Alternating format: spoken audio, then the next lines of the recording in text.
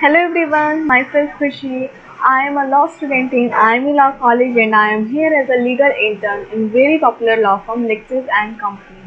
So guys, from this video, we will understand that what is the concept of contract. As all of you know, as a law student, the Indian Contract Act is a very important subject for the law student. It is just an introduction of Indian Contract Act. In this video, we will discuss that when this act was evolved, what is the scope, what is the purpose, what is the essentials, what is the steps to make a valid contract. In this video, we will discuss this all.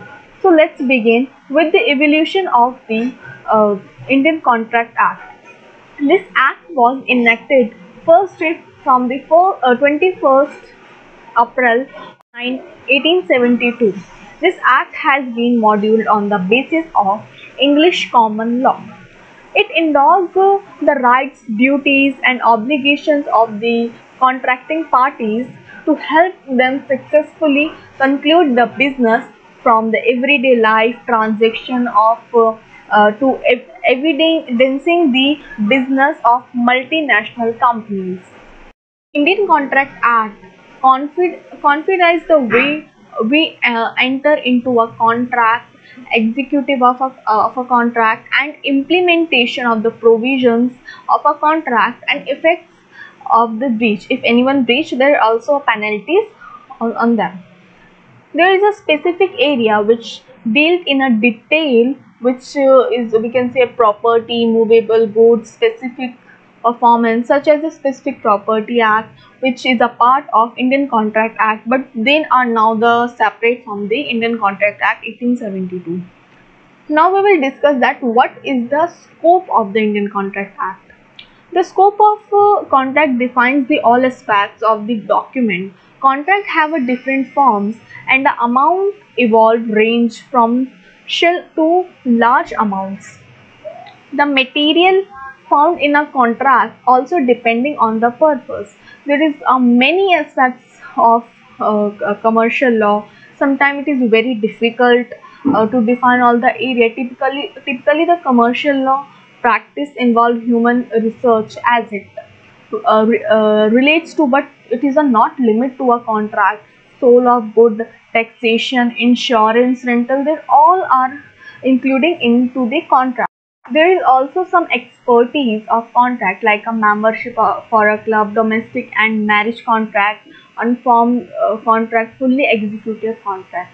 Now we will discuss that what is the purpose of this act. The fulfillment of exception created by the respective promise of parties and the enforcement of contractual rights and obligations. This is the purpose of the act. Because of this reason, this act was evolved. Now the objective of this act, it is to ensure the right of and obligation arising out of a contract and honor the legal remedies are made available to an aggrieved party against the party failing to honor his part of the contract. Means there is also a remedy available for the aggrieved party. The Indian Contract Act makes it obligatory that this is done and compels defaultees to honor their commitments. This section 2H of Indian Contract Act clearly defines the contract. According to the section 2H, an agreement which is enforceable by the law of court, it is called a contract.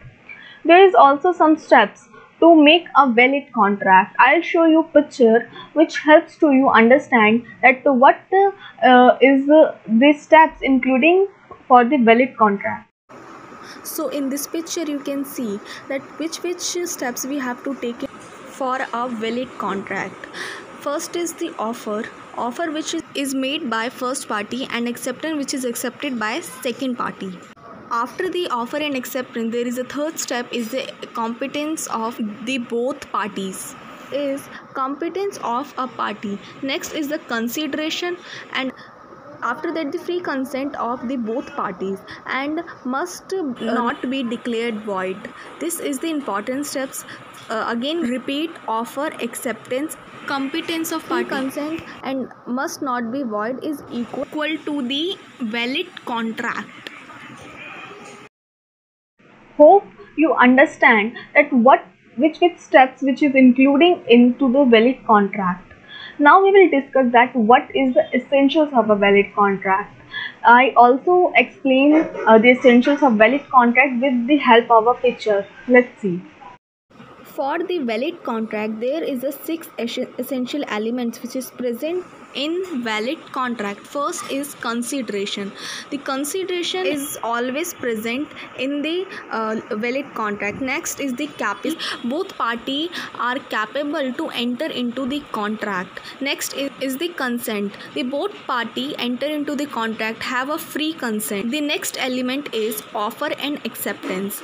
Means they one party offer the agreement and second party is accept the offer. Next is the intention of the both party. They both party have an intention to enter into the contract. Next is legal, that they are the legal and enforceable by the court.